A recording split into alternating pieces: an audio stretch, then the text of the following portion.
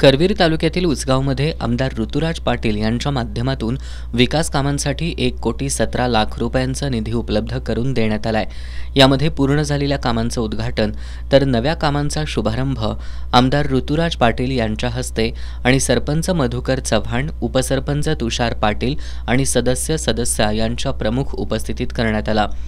प्रारंभी शिंदे कॉलनीतील मुख्य रस्त्याच्या काँक्रिटीकरण कामाचा शुभारंभ करण्यात आला।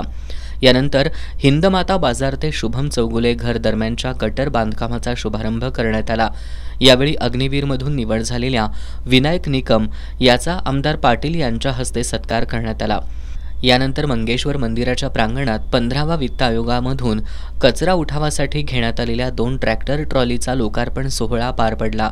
आमदार पाटील यांनी ग्रामपंचायत कर्मचाऱ्यांकडे ट्रॅक्टरची चावी प्रदान केली। यानंतर आमदार ऋतुराज पाटील यांच्या हस्ते मंगेश्वर मंदिर सुशोभीकरण कामाचा शुभारंभ करण्यात आला। यानंतर धनगर गल्लीमध्ये शेड उभारणीच्या कामाचा शुभारंभ झाला। यावेळी उपस्थित महिलांशी आमदार पाटील यांनी संवाद साधत त्यांच्या समस्या ऐकून घेतल्या। तसंच आमदार पाटील यांच्या हस्ते महिला बांधकाम कामगारांना सुरक्षा साहित्य प्रदान करण्यात आलं। यानंतर पाटील गल्लीतील पालखी मार्ग काँक्रिटीकरण कामाचा शुभारंभ करण्यात आला। यानंतर चौगुले गल्ली ते गुजरी कॉर्नर या पूर्ण झालेल्या रस्त्याचं उद्घाटन करण्यात आलं। त्रिमूर्ती गल्ली रस्त्याचंही उद्घाटन करण्यात आलं।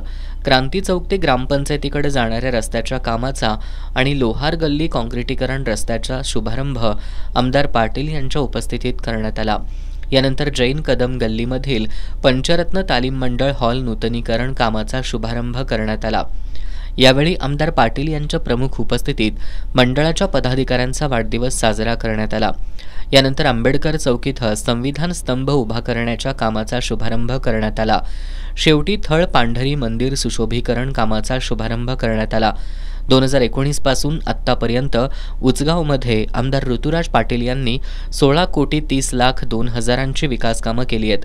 यावेळी ग्रामपंचायत सदस्या नीता हवळ, शिवानी पाटील, सुनीता चव्हाण, सदस्य कीर्ती मसुटे, महेश जाधव, सतीश भोसले, बंटी भोसले, संजय चौगुले, विराग करी, श्रीधर कदम, श्यामराव यादव यांच्यासह संदीप पाटील, अनिल यादव, भूषण कदम, सचिन चौगुले, सनी चौगुले, केरबा कदम, गुरु माने आणि ग्रामस्थ मोठ्या संख्येनं उपस्थित होते।